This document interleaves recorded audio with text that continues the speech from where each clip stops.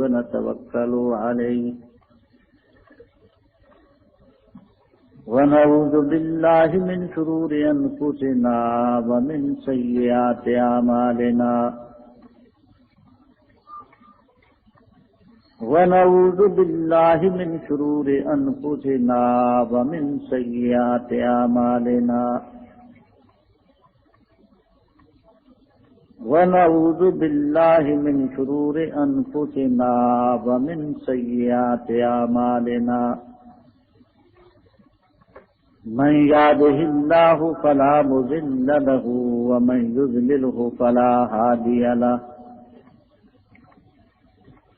ونشهد أن لا إله إلا الله وحده لا شريك له ونشهد أن محمدا عبده ورسوله صلى الله تعالى عليه وعلى آله وأصحابه وأزواجه وذرياته وأتباعه وبارك وسلم أما بعد فإن أصدق الحديث كتاب الله وخير الهدي هدي محمد صلى الله تعالى عليه وسلم وشر الأمور محدثاتها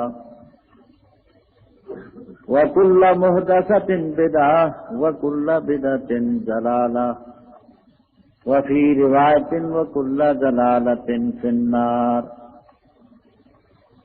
أما بعد فأعوذ بالله من الشيطان الرجيم بسم الله الرحمن الرحيم واتبع سبيل من أناب إلي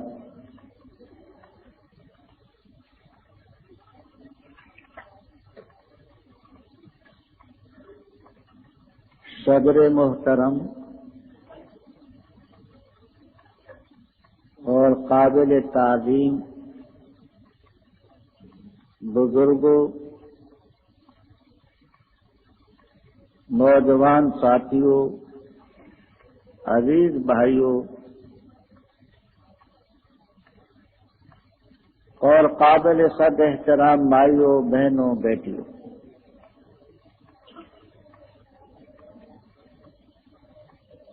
یہ ایک خالص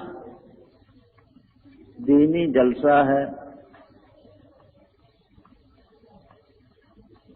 جس میں آج آپ حضرات کے سامنے دین کے مختلف پہلو اور مختلف گوشے اپنے اپنے انداز سے بیان کرنے والے حضرات نے بیان کیے اور انشاءاللہ خود عزیز کریں گے۔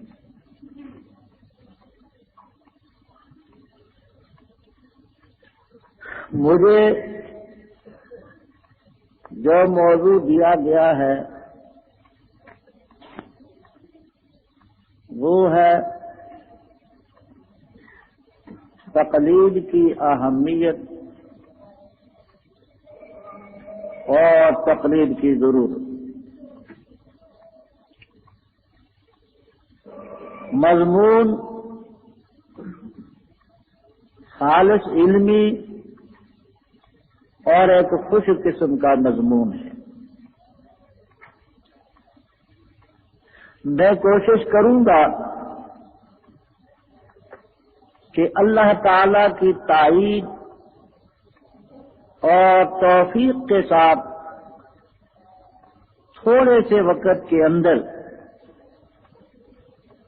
اس مسئلے کے بعد اجزاء پر کوئی روشنی پڑ سکے۔ آپ توجہ سے سنیں گے تو انشاءاللہ العزیز کچھ حاصل ہوگا۔ ہمارے دین کی بنیاد قرآن کریم اور حدیث شریف ہے۔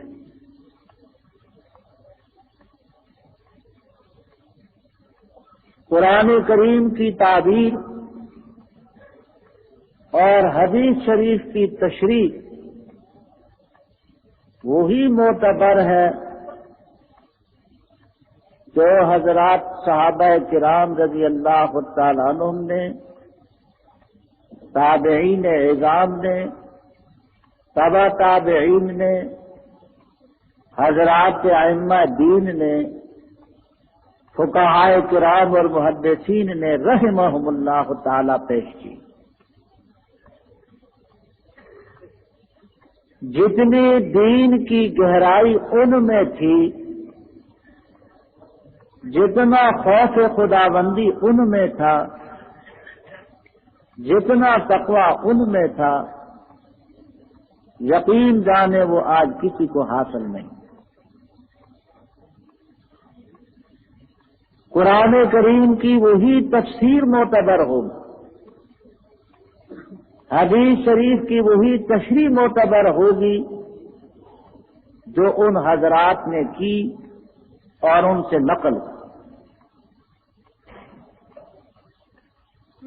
ان کا زمانہ، صحابہ کا زمانہ تو حضرت صلی اللہ علیہ وسلم کا زمانہ ہی خیر القرون کا دور ہے.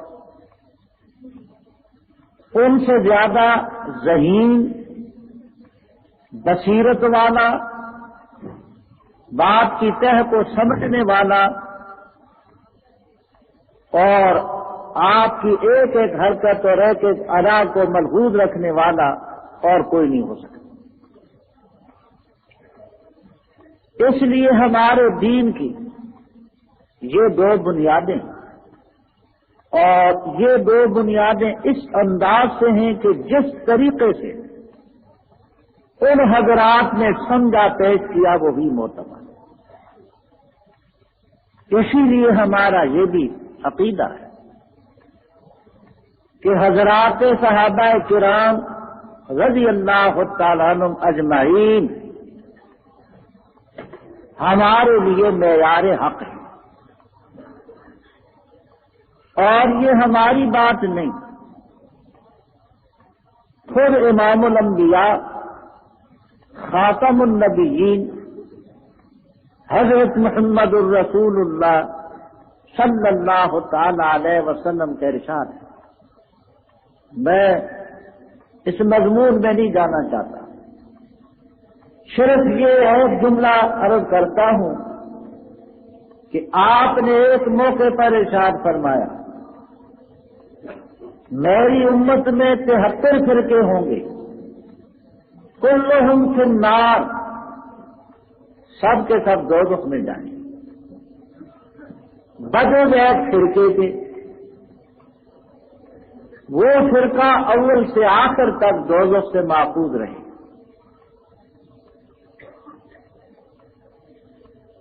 باقی جو دوزخ میں جائیں گے تو اس میں تفصیل ہے. ان میں ایسے لوگ بھی ہوں گے جن کا تفرقہ، اختلاف کفر کی حد تک پہنچ چکا ہوگا، اور ایسے لوگوں کو کبھی بھی دوزخ سے نکلنا نصیب نہ ہوگا. اور ان میں ایسے بھی ہوں گے کہ جن کا اختلاف معصیت کی حد تک، بدعت کی حد تک پہنچا ہوگا، اپنی سزا بھگتیں گے، کسی نہ کسی وقت نکل آئیں گے، لیکن جائیں گے ضرور. ایک طبقہ ایسا ہوگا، ایک فرقہ ایسا ہوگا کہ اول سے آخر تک اللہ تعالی کے فضل و کرم سے دوزخ سے محفوظ رہے. پوچھا گیا حضرت وہ کون سا فرقہ اور طبقہ ہے؟ قال ما انا علیہ و اصحابی. فرمایا اول سے آخر تک نجات پانے والا وہ فرقہ ہے جس طریقے پر میں ہوں اور میرے صحابہ ہیں رضی اللہ تعالی. اس حدیث کی روشنی میں اور بھی دیگر احادیث کی روشنی میں ہم اس نظریے پر مجبور ہیں کہ ان حضرات پر اعتماد کریں، ان کو معیار حق سمجھیں، ان کی بات کو حجت مانیں. ان میں سرے حضرات خلفائے راشدین ہیں رضی اللہ تعالیٰ عنہم، جن کے متعلقات کی الگ یہ تلقین اور ارشاد ہے، علیکم بسنتی و سنت الخلفاء الراشدین المہدیین عضوا علیہا بالنواجذ، فرمایا میری سنت کو لازم پکڑو اور میرے خلفاء راشدین کی سنت کو لازم پکڑو جو ہدایت یافتہ ہیں، مہدیین ہیں، رب کی طرف سے ہدایت نصیب۔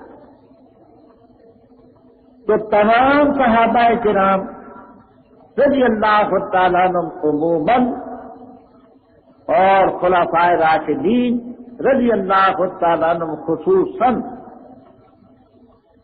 یہ ہمارے لیے معیار حق ہیں، اور وہی تشریح قرآن کریم کی اور حدیث شریف کی معتبر ہے جو ان حضرات۔ دوسری بات،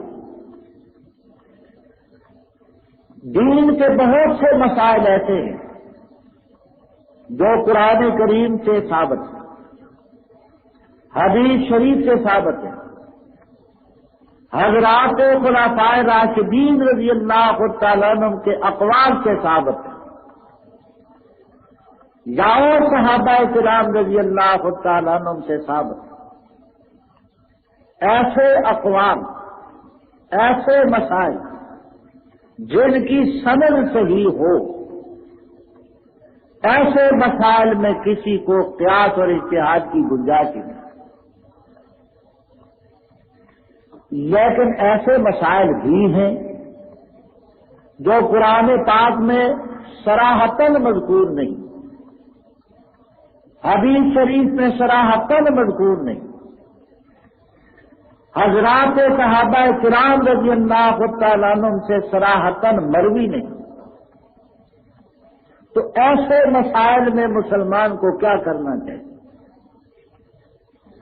پہلے اس بات کی دلیل بھی سنیے کہ سب مسائل قرآن پاک میں احادیث میں نہیں۔ ہجرت کے 9ویں سال حضرت صلی اللہ تعالی علیہ وسلم نے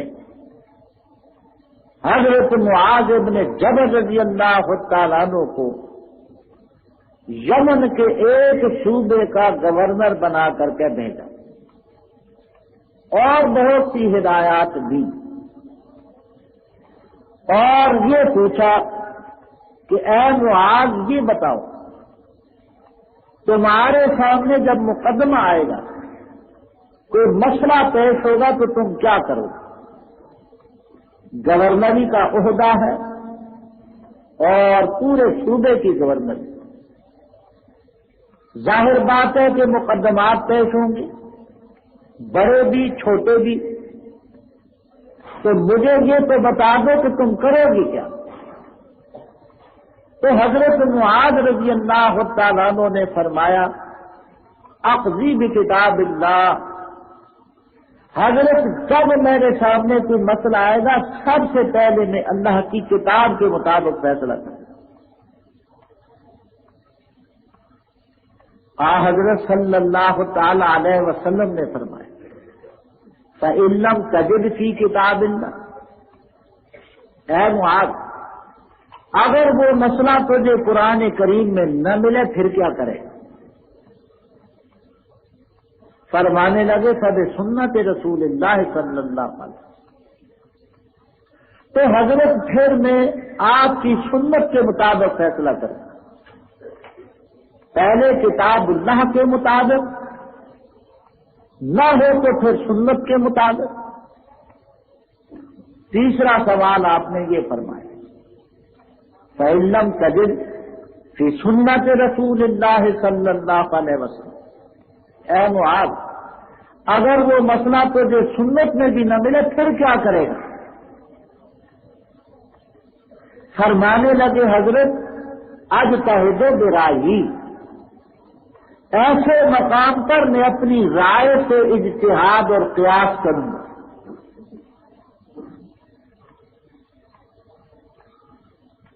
حضرت صلی اللہ تعالی علیہ وسلم ان کے اس جملے کی تحسین فرمائی، فرمایا الحمدللہ الذی وفق رسول اللہ لما یحب ویرضی۔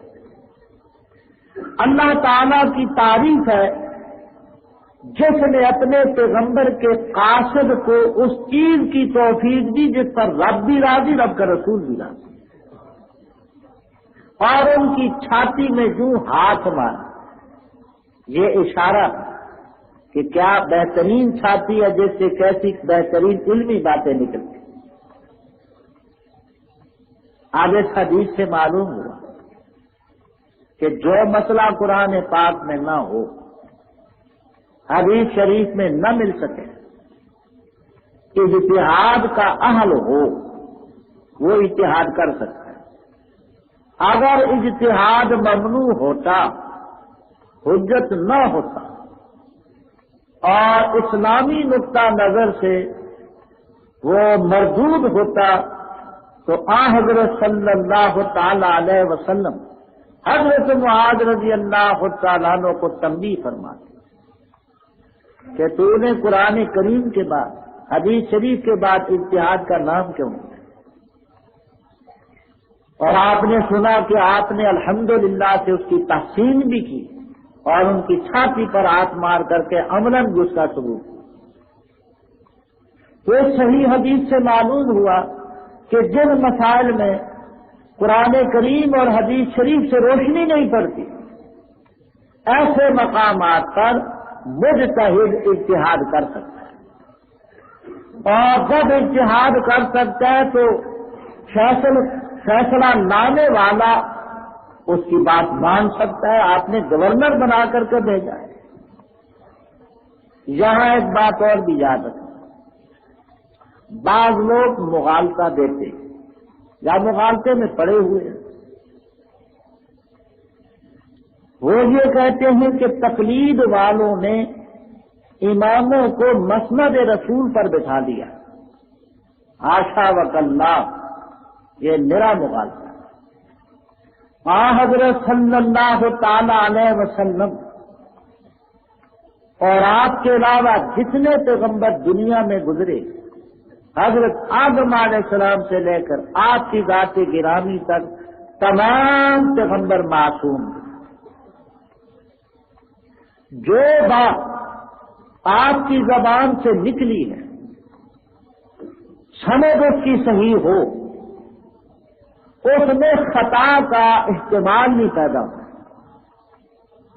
وہ بالکل حق ہے اور صحیح ہے، معصوم کی زبان سے نکلی، بخلاف کسی اور مجتہد کے۔ ہمارا مجتہدین کے بارے میں یہ نظریہ ہے کہ المجتہد یخطئ و یصیب، مجتہد سے خطا بھی ہو جاتی ہے، مجتہد صحیح بات کی طے کو پہنچ بھی جاتا ہے۔ مجتہد معصوم نہیں ہوتا، یاد رکھنا، نبی معصوم ہے، مجتہد معصوم ہے۔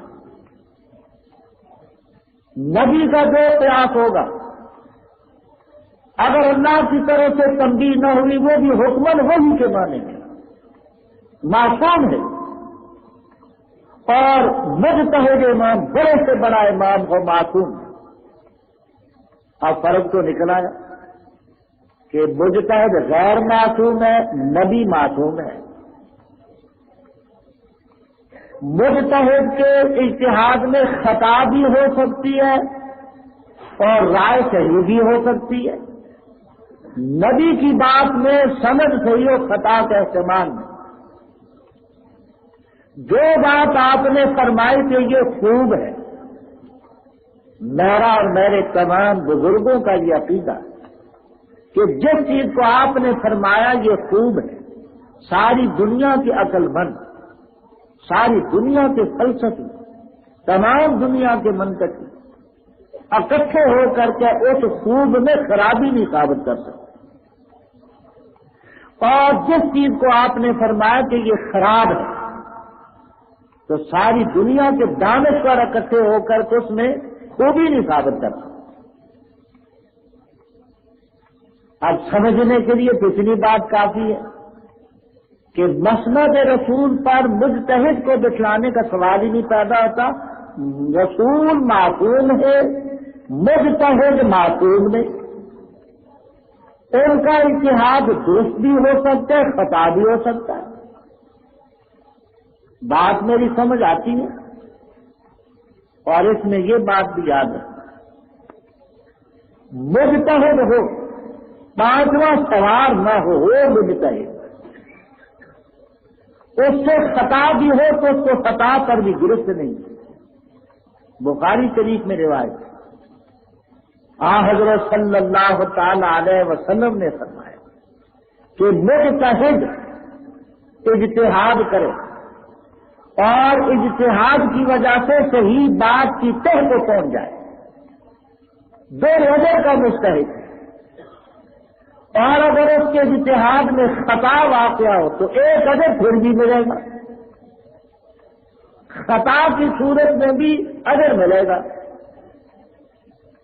اس لیے کہ اس نے اپنی کوشش کی ہے، محنت کی ہے. اللہ تعالیٰ کسی کی کوشش کو ضائع نہیں، لیکن ہو ملتا ہے. اور ایک ہی مسئلے میں رائے مختلف بھی ہو سکتی ہیں. ایک ہی مسئلہ، ایک مجتہد کی رائے کچھ ہو، دوسرے کی کچھ ہو. دیکھیے قرآن کریم میں حضرت داؤد علیہ السلام اور حضرت سلیمان علیہ السلام کا واقعہ مذکور ہے. ایک قوم کی کھیتی تھی، اس میں فصل تھی، ابھی فصل پکی نہ تھی، کچی فصل تھی. اور ایک دوسری قوم تھی جس کی بکریاں تھیں. رات کے وقت ایک نفش تھی غنم القوم، رات کے وقت وہ بھیڑ بکریاں کھیتی میں آ پڑی اور ساری کھیتی کو ختم کر دی، اجاڑ دی. صبح ہوئی، کھیتی والوں نے مقدمہ دائر کیا کہ ہماری کھیتی کو انہوں نے اجاڑ دیا ہے. حضرت داؤد علیہ السلام نے تحقیق کی. تحقیق کے بعد معلوم ہوا کہ واقعی کافی نقصان. جتنا نقصان تھا وہ مثلا بھیڑ بکریوں کی مالیت کا فرمایا، ان کا اتنا نقصان ہوا ہے، یہ بھیڑ بکریوں کے حوالے کر، کھیتی والوں کے حوالے کر دی گئی بھیڑ بکری. فیصلہ صحیح تھا، جتنا نقصان تھا اتنی تلافی کی گئی. حضرت سلیمان علیہ السلام فرمانے لگے کہ مجھے بھی کچھ کہنے کا حق ہے. فرماتے بھی فرمانے لگے حضرت ایسا کریں، ابھی کھیتی میں خدمت کرنے کا موقع ہے، پانی دیا جائے، گوڈی کی جائے اور خدمت کی جائے. بھیڑ بکری والوں کو کہے کہ زمین کی خدمت کریں اور کھیتی والوں کو کہیں کہ بکری پاس رکھیں، دودھ پیتے رہیں. جب یہ کھیتی پھر اگے گی، جڑیں ہیں ابھی جڑیں ہیں کھیتی کی، خدمت کریں، پانی دیں، وہ بھی کریں. جب یہ کھیتی اپنے عروج کو پہنچ جائے گی تو کھیتی والوں کو کھیتی دے دے، بھیڑ بکری والوں کو بکری دے دے، ان کا بھی نقصان ان کا بھی نقصان. رب تعالیٰ فرماتے پتا ہم نہ سلیمان، ہم نے ترسیم کے حق میں جو مفید بات تھی وہ سلیمان علیہ السلام کو بتا. وہ فیصلہ بھی حق ہے، یہ بھی حق ہے. قرآن میں مذکور ہیں دونوں باتیں. تو معلوم ہوا کہ ایک ہی سلسلے میں فیصلہ حاکم کا، مجتہد کا مختلف بھی ہو سکتا ہے. حدیث شریف میں آتا ہے 2 صحابی سفر میں تھے، مثلا ظہر کا وقت آیا، نماز کے لیے پانی تلاش کیا، نہ ملا، تیمم کیا، نماز پڑھ لی. چلتے چلتے آگے ابھی ظہر کا وقت باقی تھا، پانی مل گیا۔ ایک کہنے لگا کہ میں تو وضو سے پھر وضو کر کے نماز دوبارہ پڑھوں، کیونکہ تیمم اس لیے کیا تھا کہ پانی نہ تھا، اب پانی بھی مل گیا، وقت بھی ہے، میں دوبارہ پڑھوں۔ دوسرے نے کہا نہیں، میں دوبارہ نہیں پڑھوں، کیونکہ ہم نے نماز کا وقت داخل ہوا تو پانی تلاش کیا، پانی نہ ملا، میں نے تیمم کیا، نماز پڑھ لی، بس میرا فریضہ ادا ہوا۔ ایک نے پہلی نماز پر اکتفا کی اور دوسرے صحابی نے دوبارہ پھر وضو کر کے نماز پڑھی۔ حضرت صلی اللہ علیہ وسلم کی خدمت میں حاضر ہوئی۔ حضرت صلی اللہ علیہ وسلم نے فرمایا اس صحابی کو جس نے تیمم کے ساتھ نماز پڑھی تھی، اصابتا سننا تھا، سنت کے مطابق تو نے عمل کیا، وقت کا فریضہ پانی تلاش کرنا تھا، نہ ملا، تیمم کر کے نماز پڑھ لی، پڑھنے کے بعد پانی مل جائے تو اعادہ نہیں، دوبارہ نہیں پڑھنا۔ اور دوسرے سے فرمایا لکل اجر مرتین، تجھے 2 اجر ملے گا، مشقت تو نے 2 اٹھائی۔ اب ایک ہی بات ہے، اس کی بھی تحسین فرمائی جا رہی ہے، اس کی بھی تحسین فرمائی جا رہی ہے کہ اجتہادی مسائل میں اگر خطا بھی ہو، شریعت پھر بھی اجر اور ثواب کا وعدہ کرتی ہے۔ صحیح بات کی طے کو پہنچا تو 2 اجر، خطا ہو جائے تو پھر بھی۔ تو اب بات یہ نکلی کہ بعض مسائل ایسے بھی آئیں گے جن مسائل میں قرآن پاک سے صراحتاً کچھ نہیں ملے گا، احادیث سے بھی صراحتاً نہیں کچھ ملے گا، صحابہ کرام رضی اللہ تعالیٰ عنہ سے بھی صراحتاً نہیں کچھ ملے گا۔ اب ایسے مقام پر وہ ائمہ مجتہدین جنہوں نے اپنے اجتہاد سے قرآن پاک کی روشنی میں، حدیث شریف کی روشنی میں اجتہاد کیا ہے، مسائل لوگوں کے سامنے پیش کیے، وہ بھی ہمارے لیے حجت۔ اللہ تعالیٰ فرماتے وَاتَّبِعْ سَبِیلَ مَنْ أَنَابَ إِلَیَّ، پیروی کر اس شخص کی جس نے میری طرف رجوع کیا۔ یہ تمام کے تمام محدثین کرام اور فقہاء اعظام منیبین الی اللہ سے، اللہ کی طرف رجوع کرنے والے محدثین کرام رحمہم اللہ تعالی نے اپنے اجتہاد سے سند کی حفاظت کی ہے، راستے کی حفاظت کی ہے، اور فقہاء کرام رحمہم اللہ تعالی نے مغرب کی اور منزل کی حفاظت کی، معنی کی حفاظت کی۔ وہ بھی ہمارے مخدوم ہیں، وہ بھی ہمارے مخدوم، عالم اسباب میں ہم ان کے بھی محتاج ہیں، ان کے بھی محتاج، اور کوئی علم والا سے انکار نہیں کر سکے گا کہ محدثین کرام رحمہم اللہ تعالی نے اپنے اجتہاد سے اور اجتہادی محنت سے احادیث کی تصحیح کی۔ اگر اس میں ان کا اجتہاد معتبر ہے تو فقہاء کرام کا اجتہاد بھی معتبر، اور اگر معاذ اللہ تعالی ایسی تقلید کرنا شرک ہے تو پھر محدثین میں اور فقہاء میں کوئی شخص ایسا نہیں ملے گا معاذ اللہ تعالی جس پر یہ فتویٰ لاگو نہ ہو۔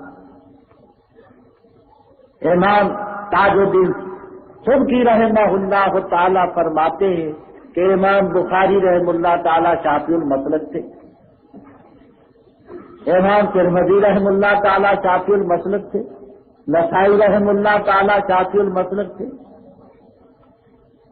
اسی طرح اور حضرات نے لکھا ہے، شراح حدیث دیکھے امام نووی رحم اللہ تعالی شافعی ہیں، حافظ ابن حجر رحم اللہ تعالی شافعی ہیں، علامہ عینی رحم اللہ تعالی حنفی ہیں، مولانا قاری رحم اللہ تعالی حنفی ہیں، ناصر الدین ابن قدامہ رحم اللہ تعالی حنبلی ہیں۔ اب غرض کوئی شافعی ہے، کوئی مالکی ہے، کوئی حنبلی۔ اگر ائمہ کی تقلید ایسے مسائل میں شرک ہے تو معاذ اللہ کوئی امام نہیں بچا، نہ محدثین میں کوئی بچتا ہے، نہ فقہاء میں کوئی بچتا ہے، نہ صوفیاء کرام میں کوئی بچتا ہے، تمام کے تمام اکابر کسی نہ کسی امام سے وابستہ ہے۔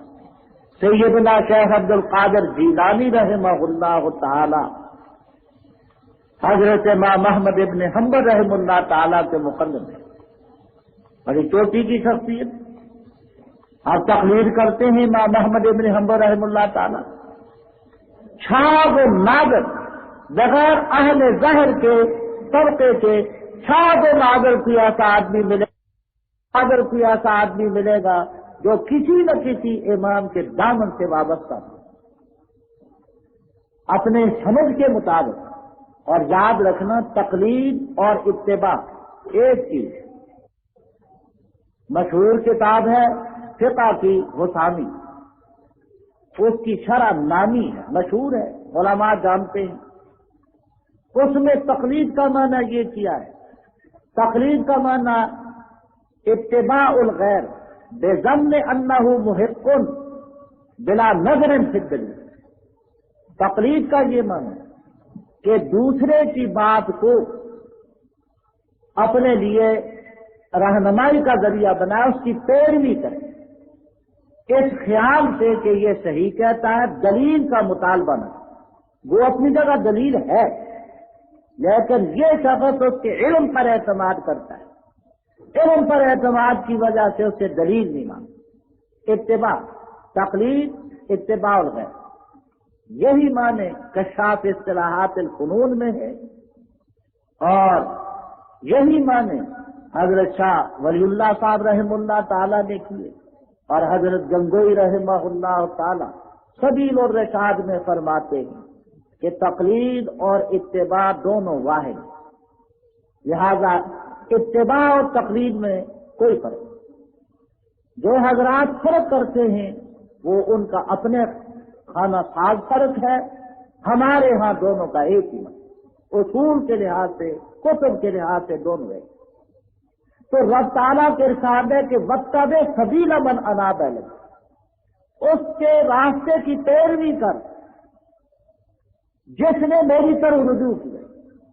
اور کون مسلمان ہے جو یہ کہہ سکتا ہے کہ حضرت امام ابو حنیفہ رحمہ اللہ تعالی، حضرت امام مالک رحمہ اللہ تعالی، حضرت امام شافعی رحمہ اللہ تعالی، حضرت امام محمد ابن حنبل رحمہ اللہ تعالی، یہ حضرات اللہ تعالیٰ کے حکم کے مطیع نہ، کوئی بدبخت سے بدبخت انسان کہنے کے لیے بھی تیار نہیں۔ ان کا علم گہرا تھا، ان کا تقوی بڑا وسیع تھا۔ اندازہ لگائیں امام ابو حنیفہ رحمہ اللہ تعالیٰ کے تقوی، خیرات الحسان ابن حجر مکی رحمہ اللہ تعالیٰ کی کتاب ہے جو شافعی المسلک، وہ لکھتے ہیں کہ ذلت شاتن فی الکوفہ، کوفے میں ایک بکری گم گئی۔ امام ابو حنیفہ رحمہ اللہ تعالیٰ نے لوگوں سے پوچھا کہ ما اکثر و ما تعیش و شاد، بکری کتنا عرصہ زندہ رہتی؟ بتایا گیا کہ تقریباً 6 سال رہتی۔ 6 سال کے طویل عرصے میں بکری کا گوشت نہیں کھایا کہ کہیں وہی گم شدہ بکری کوئی کا صاف ذبح کر کے نہ کھلا دے۔ احتیاط دیکھیں دین، حالانکہ فتویٰ ہی ہے، آپ کو معلوم ہو کہ یہ شخص حرام چیز پیش کر رہا ہے، اس کے قریب نہ جائیں، آپ کو علم نہیں، آپ شرعی طور پر اس کے مکلف نہیں کہ پریڈ کریں کہ یہ تو حلال کھلاتا ہے یا حرام کھلاتا ہے۔ ایسے موقع پر ظلم المومنین خیرا، مومن کھلاتا ہے اس کے بارے میں اچھی رائے رکھو کہ حلال ہی کھلاتا ہو۔ علم ہو حرام کی چیز ہے قریب مت جاؤ، نہ ہو باس پریڈ کرنے کی ضرورت نہیں، یہ فتویٰ ہے۔ لیکن وہ حضرات میرے فتوے پر نہیں رہتے تھے، تقویٰ بھی دیتے، 6 سال تک بکری کے گوشت کے قریب نہیں گئے، تقویٰ دیتے۔ اور امام صدر الائمہ مکی مناقب میں لکھتے ہیں کہ امام ابو حنیفہ رحمہ اللہ تعالی نے اپنا شاگرد دکان پر بٹھایا. بزازی کی دکان تھی امام ابو حنیفہ رحمہ اللہ تعالی. اور یاد رکھنا کرتے کیوں تھے؟ خطیب بغدادی لکھتے رحمہ اللہ تعالی کہ دکان سے جو چیز پیدا ہوتی خفیہ طریقے سے محدثین طلبہ علم اور غریبوں کی امداد کرتے کہ کانوں کان کسی کو خبر نہ ہو. تو اپنے شاگرد کو بٹھا دو کہ بیٹا مجھے کام ہے، یہ دکان ہے، یہ تھان ہے. ایک اس میں گرم کپڑے کا تھان اور اس میں اندر ایک داغ.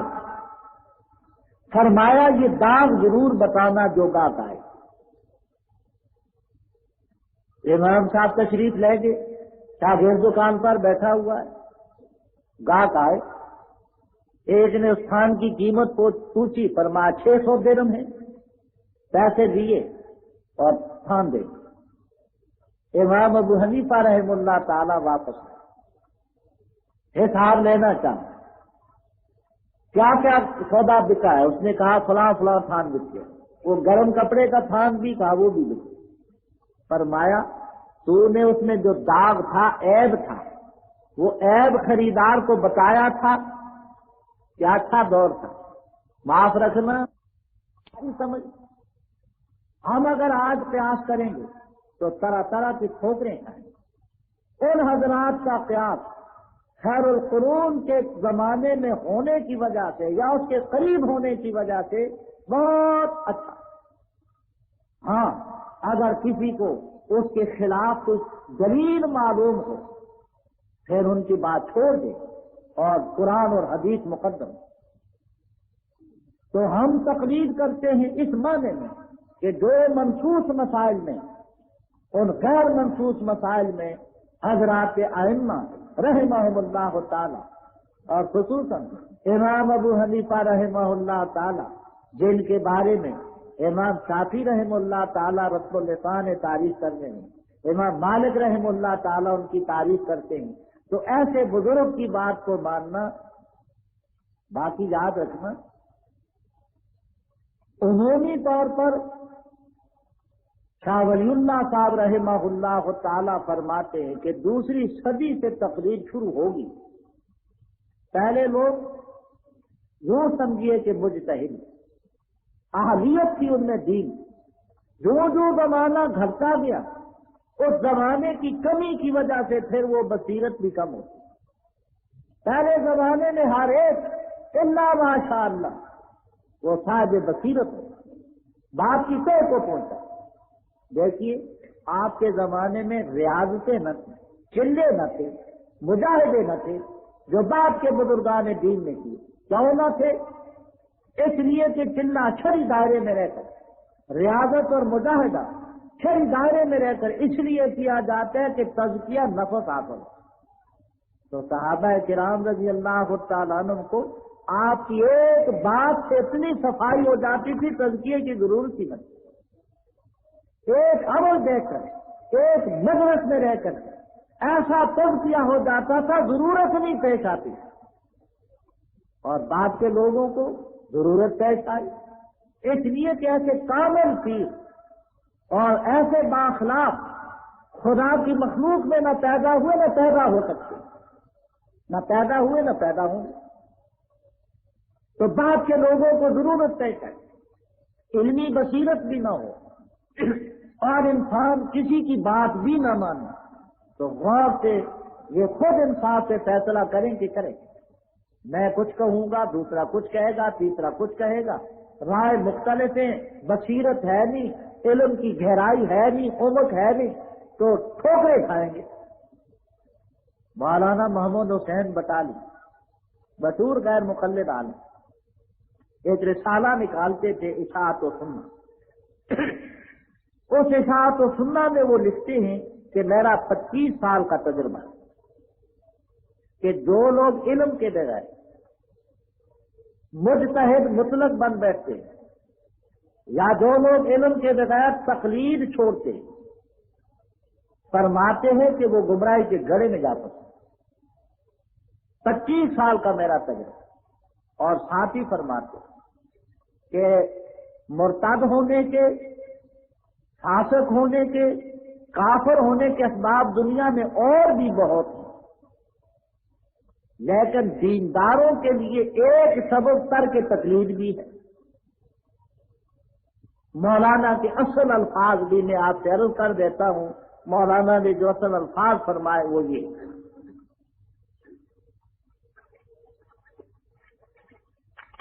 دیکھیے، فرماتے ہیں 25 برس کے تجربہ سے ہم کو یہ بات معلوم ہوئی ہے کہ جو لوگ بے علمی کے ساتھ مجتہد مطلق اور مطلق تقلید کے طارق بن جاتے ہیں، وہ آخر اسلام کو سلام کر بیٹھتے ہیں۔ کفر و ارتداد و فسق کے اسباب دنیا میں اور بھی بکثرت موجود ہیں، مگر دینداروں کے لیے بے دین ہو جانے کے لیے بے علمی کے ساتھ ترک تقلید بڑا بھاری سبب۔ مطلب یہ کہ علم نہ ہو، اور علم نہ ہوتے ہوئے پھر کسی کی بات کو بھی نہ مانے تو خود سر ہو جائے گا۔ یا تو علم ہو، اس علم کی موجودگی میں جو بات کرے گا، قرآن سے اخذ کرے گا، حدیث سے اخذ کرے گا، علم بھی نہ ہو تو کیا کرے، کسی کی بات نہ مانے تو خود سری کے بغیر اور کیا ہوتا ہے۔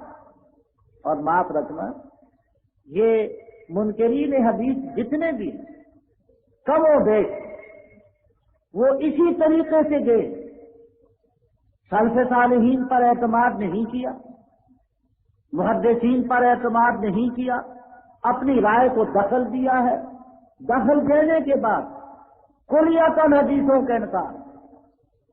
اور غلام احمد پرویز جس نے معرف القرآن قرآن پاک کی تفسیر 4 جلدیں لکھی، اس میں لکھتا ہے کہ اگر سائنس یہ ثابت کر دے کہ چند سیکنڈوں میں انسان چاند تک جا کر کے واپس آ سکتا ہے، تو میں پھر بھی حضور اکرم کے معراج جسمانی کو ہرگز نہیں مانوں گا۔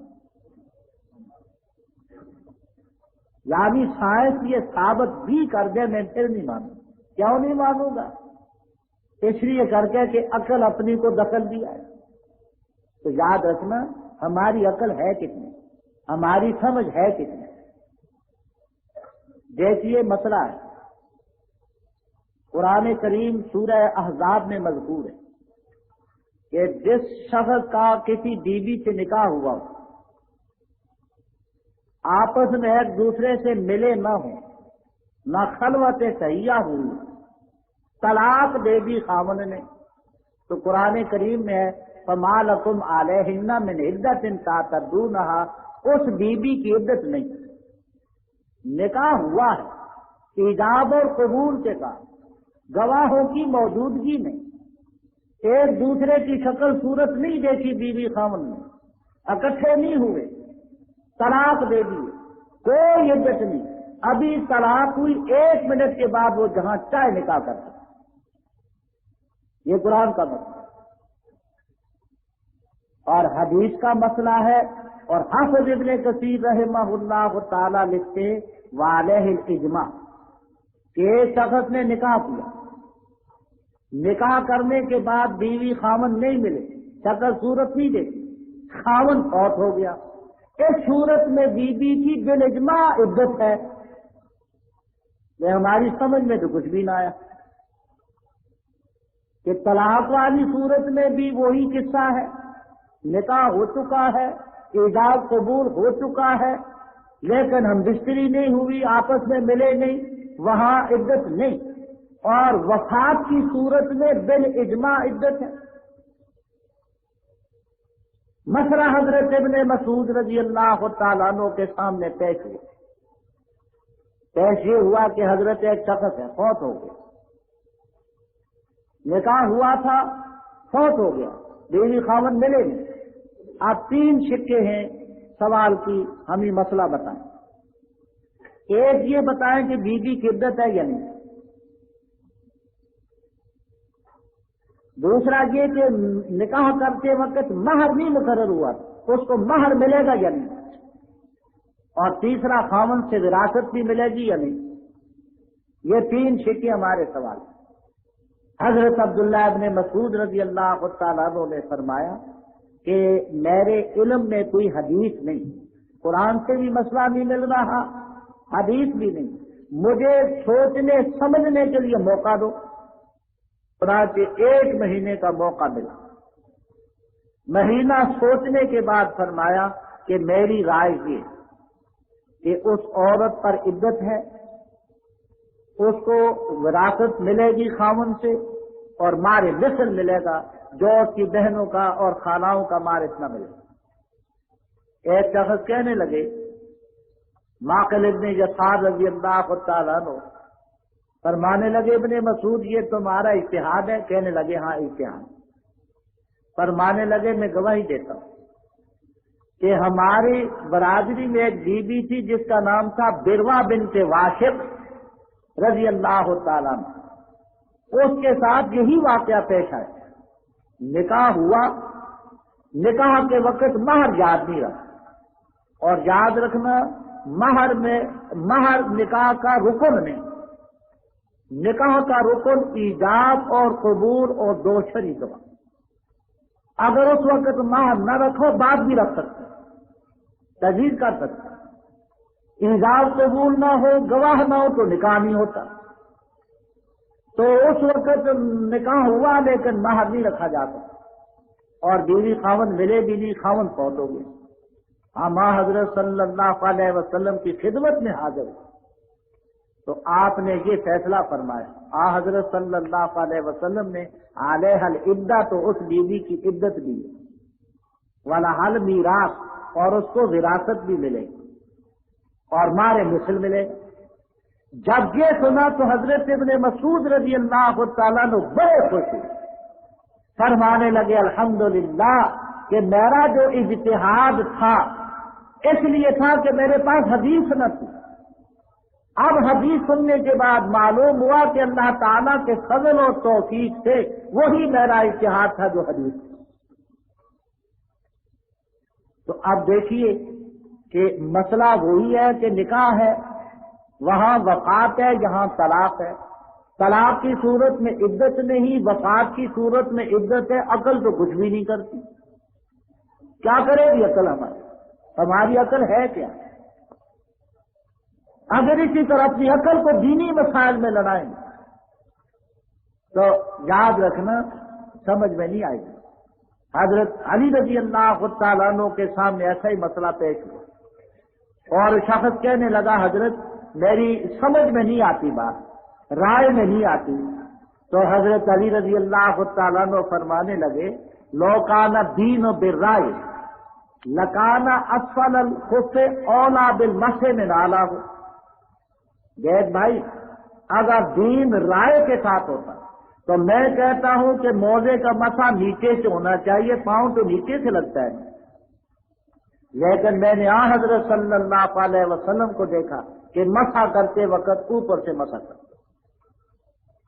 تو یاد رکھنا ہر آدمی کی عقل مسائل کا ادراک نہیں کرتا، یہ صاحب بصیرت لوگ بڑی سمجھ، تو ایسے مسائل میں ہم تقلید کرتے ہیں جن مسائل میں قرآن اور حدیث سے کوئی چیز نہ ملے، اور رب تعالیٰ کے ارشاد ہے کہ واتبع سبیل من اناب الیہ، اس شخص کے راستے کی اتباع کر۔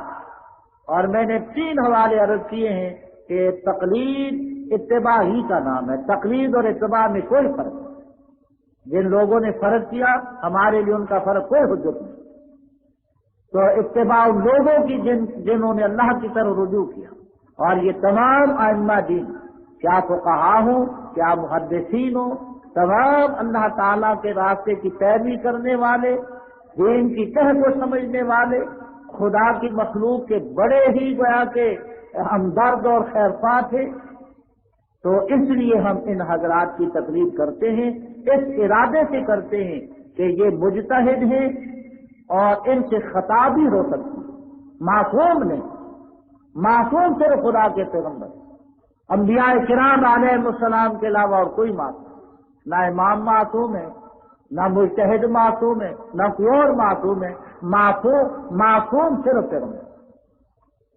تو اللہ تعالیٰ کا ارشاد ہے کہ وَاتَّبِعْ سَبِيلَ مَنْ أَنَابَ إِلَيَّ، جس نے میری طرف رجوع کیا اس کی پیروی ہے۔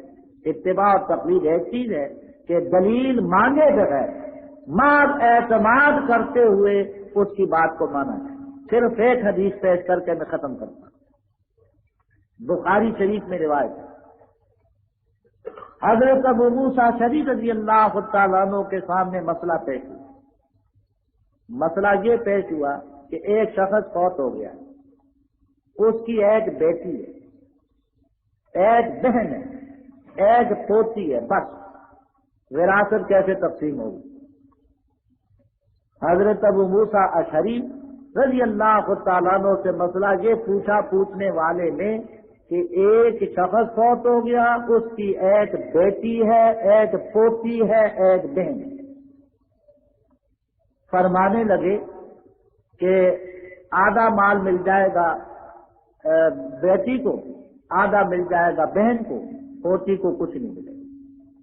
لیکن جاؤ تم جا کر کے عبداللہ ابن مسعود رضی اللہ تعالیٰ عنہ سے پوچھو، سَيُطَابِعُنِي، وہ میری پیروی کرے گا، یعنی وہ بھی میرے جیسا فتویٰ دے گا، اس سے بھی جا کر کے پوچھ لو، تسلی کر۔ سائل گیا حضرت ابن مسعود رضی اللہ تعالیٰ عنہ کے پاس کہ حضرت اس طرح مسئلہ پوچھا ہے، ایک آدمی فوت ہو گیا، اس کی بیٹی ہے، پوتی ہے اور بہن ہے۔ تو فرمایا کیا جواب ملا تمہیں؟ کہنے لگے جی انہوں نے کہا ہے کہ آدھا بیٹی کو ملے گا، آدھا بہن کو ملے گا، پوتی کو نہیں ملے گا۔ فرمانے لگے اگر میں وہ فیصلہ کروں تو اذن ضلل تو میں تو گمراہ ہوں، میں وہ فیصلہ کروں گا جو حضرت صلی اللہ علیہ وسلم نے کیا کیا؟ فرمایا 6 حصوں میں مال مثلا تقسیم ہوگا، 3 ملیں گے بیٹی کو نصف، 1 ملے گا پوتی کو تکملہ الثلثین، باقی 2 ملیں گے بہن۔ اور ساتھ ہی فرمایا ابو موسیٰ اشعری رضی اللہ تعالیٰ عنہ کو جا کر کے بتا دینا کہ مسئلے میں غلطی کی ہے۔ ابو موسیٰ اشعری رضی اللہ تعالیٰ عنہ سے سائل نے جا کر کے یہ بات کہی تو حضرت ابو موسیٰ اشعری رضی اللہ تعالیٰ عنہ نے فرمایا لا تسألونی ما دام ھذا الحبر فیکم، جب تک یہ عالم تم میں موجود ہے مجھ سے مت پوچھا کرو، مسئلے اسی سے پوچھو۔ یہی تو اعتماد ہے اور کیا؟ جب تک یہ عالم تم میں موجود ہے مجھ سے مت پوچھو۔ جب وہ ہے اور وہ عالم بھی وہ ہے کہ حضرت صلی اللہ تعالی علیہ وسلم نے فرمایا رضیت لکم ما رضی لکم ابن ام عبد وسخطت لکم ما سخط لکم ابن ام عبد، میں اپنی امت کے لیے ان چیزوں پر راضی ہوں جن پر ابن مسعود راضی ہوں، اور اپنی امت کے لیے ان چیزوں پر راضی نہیں ہوں جن پر ابن مسعود راضی ہوں رضی اللہ تعالیٰ۔ تو اسی اعتماد کا نام ہے کہ بغیر طلب دلیل کے، اپنی جگہ دلیل ہو، یہ نہیں کہ دلیل نہیں، مسائل کی دلیل ہے، لیکن اعتماد کرنے والا دلیل کا مطالبہ نہیں کرتا اور اس کی بات کی پیروی کرتا ہے، حجت کرتا ہے، اس کو حجت مانتا ہے، اپنے لیے گلے میں ڈالتا ہے، اس کی بات کو حجت مانتا ہے۔ یہ ہے تقلید، یہ ہے اتباع۔ اللہ تعالی ہمیں بزرگان دین کے نقش قدم پر چلنے کی توفیق نصیب فرمائے، اور ان پر اعتماد کریں گے تو دین برقرار رہے گا، اپنی رائے آئے گی تو یقین جانے کے دین نہیں رہے گا، کچھ اور شکل بن جائے گی، کوئی کچھ کہے گا کوئی کچھ کہے گا۔ آج یہ قیامت کی نشانیوں میں سے ایک نشانی ہے کہ سلف صالحین پر اعتماد نہ کریں۔ مثلا کہنے والے کہیں گے کہ حد رجم حد نہیں، کیوں؟ اس لیے تو نہ کعبوں کو دیکھا ہی نہیں، نہ باتوں کو دیکھا ہے، نہ احادیث کو سامنے رکھا ہے، اپنی رائے سے سارا کچھ ہو رہا ہے۔ تو الغرض سلف صالحین پر اعتماد یہ ہمارے اکابر کا طریق ہے۔ اللہ تعالیٰ سب کو توفیق نصیب فرمائے۔ وآخر دعوانا الحمدللہ۔